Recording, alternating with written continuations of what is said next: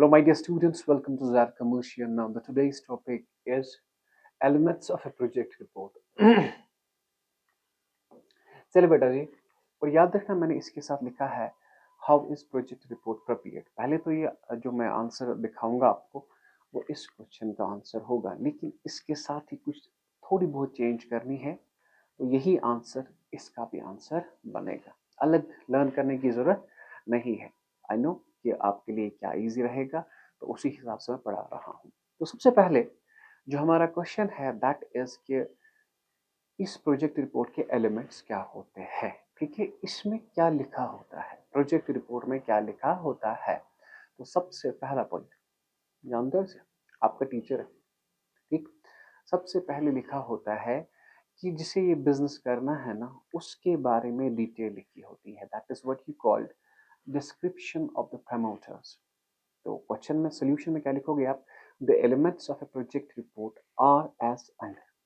क्या, the elements of a project report are as under. सबसे पहले डिस्क्रिप्शन ऑफ द प्रमोटर, मतलब promoter के बारे में बयान किया गया है। Who is promoter, the person who has an idea to start a company, जिसके पास एक आइडिया होता है कंपनी स्टार्ट करने का, जो कंपनी स्टार्ट करता है उसे आप कहते हैं प्रमोटर।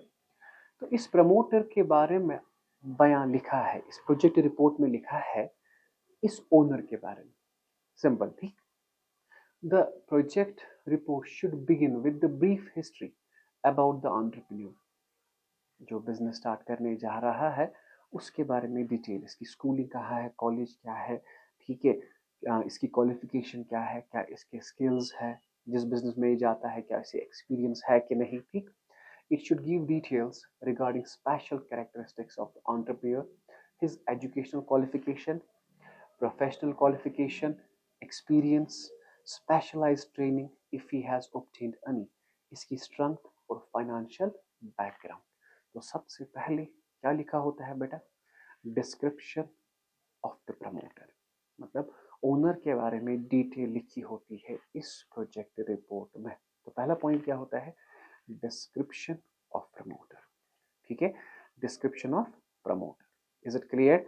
तो ओनर के बारे में लिखा होता है, तो ये मैंने दिया है थोड़ा डिटेल, मतलब आपके दिमाग में एक इमेज रहेगी कि नहीं इसका ये बिजनेस है, ठीक। तो सबसे पहले ओनर के बारे में, इसके बाद यहाँ पे मैंने कहा है sole proprietorship, partnership and company. Sir ये क्या बताया, क्योंकि इसके बारे में इसके बाद जो है दूसरा point that is description of the enterprise. अगर हम बिजनेस करने जा रहे हैं, कौन सा बिजनेस करें, क्या हम सोल प्रोप्राइटरशिप बिजनेस करें, क्या हम पार्टनरशिप करें, क्या हम कंपनी फॉर्म ऑफ बिजनेस करें, इज इट क्लियर।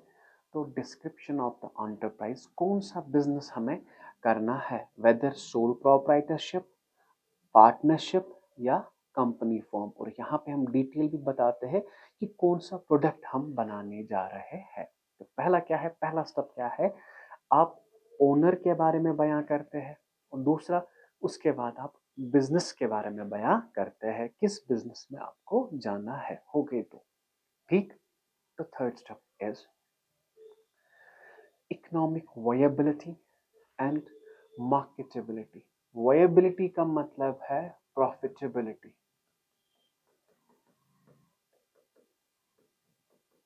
ठीक है। Economic viability is concerned with profitability of the project, as only economically viable project should be carried on. No need to say कि हम वही प्रोजेक्ट करेंगे जिसमें हमें लगेगा कि नहीं ये प्रॉफिटेबल है, हम इसमें प्रॉफिट कमा सकते हैं। Is it clear. इस प्रोजेक्ट रिपोर्ट में हम बयां करते हैं कि जो बिजनेस हमें करने जाना है वो प्रॉफिटेबल है, मतलब लिटरली हमें बयान करना है कि एक्सपेक्टेड सेल्स क्या होगी, एक्सपेक्टेड एक्सपेंसेस क्या होंगे, ठीक है, एंटिसिपेटेड सेल, एंटिसिपेटेड एक्सपेंस क्या होगा, और एंटिसिपेटेड प्रॉफिट मींस पहले ही हम बताते हैं हम कितना कमा सकते हैं। Is it clear. Okay, the viability depends upon the market size, product quality, needs and demands and promotional techniques, ठीक है, ये भी हम पहले ही बताएंगे। The entrepreneur must make sure how successfully he will be able to market the product. देखो product बनाया, इसके बाद you have to market the product, मतलब हम लोगों को कैसे बताएं इस प्रोडक्ट के बारे में कि हमारा प्रोडक्ट कैसा है। Is it clear? हमें लोगों को बताना है कि जो हमारा प्रोडक्ट है वो कैसा है, ये क्या आपकी ज़रूरत पूरी करेगा कि नहीं। लोगों को ज़रूरत है, नीड, लोग चाहते हैं ये प्रोडक्ट, क्या इसमें क्वालिटी स्टैंडर्ड्स क्या हमने रखे हैं। ठीक है, तो सबसे पहले it must be economically viable and after that it must be marketable. ठीक, हो गई तीन। पहले हमने ओनर को बयां किया, उसके बाद हमने बिजनेस को बयां किया, इसके बाद हमने कहा कि नहीं हम प्रॉफिट कमा सकते हैं। ओके, तीन। Is it clear? The fourth one is, अगर आप ये देख रहे हो तो टेक्निकल फीजिबिलिटी एक टर्म है बेटा जी, टेक्निकल फीजिबिलिटी। तो थोड़ा बहुत नोट्स को मैंने चेंज किया है इस साल, क्योंकि टाइम हुआ था, अब नोट्स हमने थोड़ा बहुत अल्टर किए हैं। ठीक, technical feasibility is an assessment of how proposed project, proposed project का मतलब है जो प्रोजेक्ट हमें करना है या प्रोडक्ट या सर्विस, क्या हम वो सक्सेसफुली लॉन्च कर सकते हैं, जितनी हमारे पास मशीनरी है, जितनी हमारे पास मेन जो हमारा स्टाफ है। ठीक है, क्या वो हम इम्प्लीमेंट कर सकते हैं कि नहीं, क्या हम एबल है ये काम करने के लिए कि नहीं। तो उसे कहते हैं टेक्निकल फीजिबिलिटी, टेक्निकल फीजिबिलिटी। ठीक, फिर से, technical feasibility is an assessment of how product or service can be successfully implemented using current और अवेलेबल टेक्नोलॉजी। जितनी टेक्नोलॉजी हमारे पास है, जितनी टेक्नोलॉजी हमारे पास है, क्या वो हम इम्प्लीमेंट कर सकते हैं इस प्रोडक्ट के लिए कि नहीं, क्या हम वो बना सकते हैं कि नहीं। That is what you called technical feasibility. Okay, it explains about the method of production to be used. ये explain करता है कि हम कौन सा तरीका प्रोडक्ट बनाने में इस्तेमाल करें। क्या हम कैपिटल इंटेंसिव, पढ़ाया होगा मैंने, क्या हम लेबर इंटेंसिव जाए, पढ़ाया होगा मैंने, मतलब चीज हम बनाए मशीनरी से या चीज बनाएगा labour, that's what you called. अगर मशीन बनाए कैपिटल इंटेंसिव, अगर स्टाफ बनाए लेबर इंटेंसिव। ठीक, कौन सी मशीनरी जरूरत है हमें, is it clear? Okay, skilled चाहिए, unskilled man power and availability of technology. Is it clear? So this is your fourth step, technical feasibility. पहला स्टेप क्या था? पहला स्टेप था हमने ओनर के बारे में बयां किया। दूसरा स्टेप क्या था? दूसरा था हमने बिजनेस के बारे में बयां किया। तीसरा स्टेप क्या था? ये प्रॉफिटेबल प्रोजेक्ट है कि नहीं। फोर्थ स्टेप क्या है? Technical feasibility. नाउ इसके बाद पैसा, ऐसा हो सकता है इसमें हम ये बयान नहीं करेंगे, पैसा अगर आएगा कहाँ से आएगा। Is it clear? So financial projections. ठीक है, so finance is the amount of money required to carry the business activities. Simple, without finance no business can survive. ये तो जरूरी है कि फाइनेंस के बगैर कोई बिजनेस नहीं रहेगा, क्योंकि पैसा ही सब कुछ है बिजनेस के लिए। Is it clear? Two components of finance are usually shown in project report. हम प्रोजेक्ट रिपोर्ट में दो तरह के फाइनेंस दिखाते हैं, एक होता है आपका फिक्स्ड कैपिटल और दूसरा होता है आपका वर्किंग कैपिटल। ठीक है, मैंने बयां किया है बिजनेस मैनेजमेंट में। ठीक है, और यहाँ पर भी वो इंपॉर्टेंट क्वेश्चन है, व्हाट इज फिक्स्ड कैपिटल, इसके factors, what is working capital, इसके फैक्टर्स। तो वो क्वेश्चन यहाँ पर भी आता है। ठीक है, तो क्या है बेटा, ये फाइनेंशियल प्रोजेक्शन में क्या आता है, हम यहाँ पे बयां करते हैं दो तरह के capital. What is the first one? Fixed capital. And what is the second one? Working capital. Okay. Now, profitability assessment. Sir, आपने तो कहा ना कि अगर प्रॉफिटेबल है वो हम पहले ही बताते हैं। नहीं, अब हम देखते हैं कि अगर ये हम किस तरीके से प्रॉफिट कैलकुलेट करेंगे। There are various techniques, there are various techniques. मैं यहाँ पे क्या कह रहा हूँ, अगर हम कैलकुलेट करेंगे ना कि प्रॉफिट अगर हमने कमाया, कैसे कमाया, मतलब किस तरीके से हम ये प्रॉफिट दिखाएंगे। जैसे कि डेप्रिसिएशन के दो तरीके थे, स्ट्रेट लाइन, रिटन डाउन, आप एक फॉलो करते थे। यहाँ पे we have various methods. In this element the expected profit of the project is calculated. जो हम प्रॉफिट कमाएंगे ना वो हम कैलकुलेट करते हैं पहले ही। किस तरीके से? एक तरीका है पे बैक पीरियड, आपको नहीं पता, ये फाइनेंशियल मैनेजमेंट की टर्म है। दूसरा है नेट प्रेजेंट वैल्यू और तीसरा है internal rate of return method और use to calculate the profitability of the project. Sir ये क्या है? ये तरीके हैं जिससे हम कैलकुलेट करते हैं प्रॉफिट। मैं ये एक तरीका आपको थोड़ा बहुत पढ़ाता हूँ कि पे बैक पीरियड क्या होता है। एक यहाँ पे मैंने एक टेबल बनाया है, चेक कीजिए। नाउ लिसन, इन्वेस्टमेंट हमने लगाई 2 लाख, एक मशीनरी, ठीक है, हमने लाई और उसके लिए खर्चा कितना हुआ 2 लाख, ठीक, समझ आया?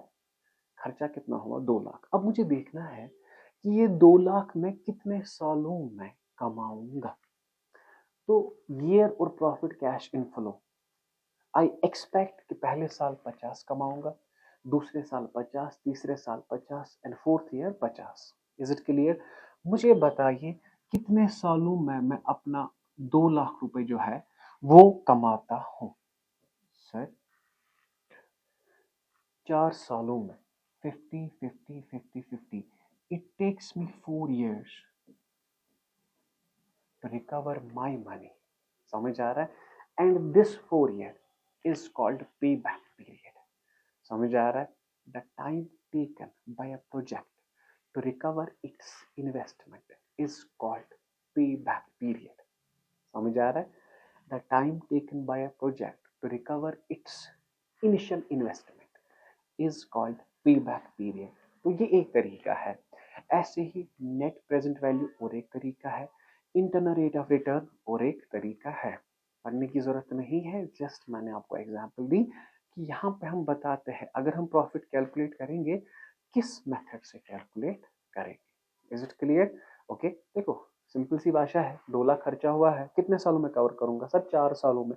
उस 4 साल को कहेंगे पे back period. Okay, now the last one is relevant documents। इसमें क्या बयां होता है? The last element of the project report is the details regarding the address of various supplier।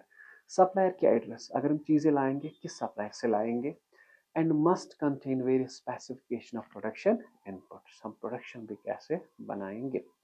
Is it clear? समझ आया? सो ये the elements of a project report. लेकिन सबसे पहले मैंने आपको कहा था कि अगर ये क्वेश्चन आपको आए, अगर ऐसे elements of a project report, आप लिखना the elements of a project report are as under। अगर क्वेश्चन आए how is project report prepared, how is project report prepared, तो आप लिखना the steps of preparing project report are as under। इतना ही लिखना, ठीक है? तो इस लाइन से इसका भी आंसर आएगा, फिर बाकी वही स्टेप्स लिखना आप। समझ आ रहा है? तो आपके 2 क्वेश्चंस हुए एक ही क्वेश्चन में कंप्लीट। आई होप कि मैं आपके लिए मतलब बहुत ही ये टॉपिक इजी बना रहा हूँ, ठीक है? कोई भी क्वेश्चन हो आप हमें डायरेक्ट कमेंट सेक्शन में बताइए या मुझे डायरेक्टली व्हाट्सएप करें 9622701070। रखिए अपना ख्याल। अल्लाह हाफ़िज़।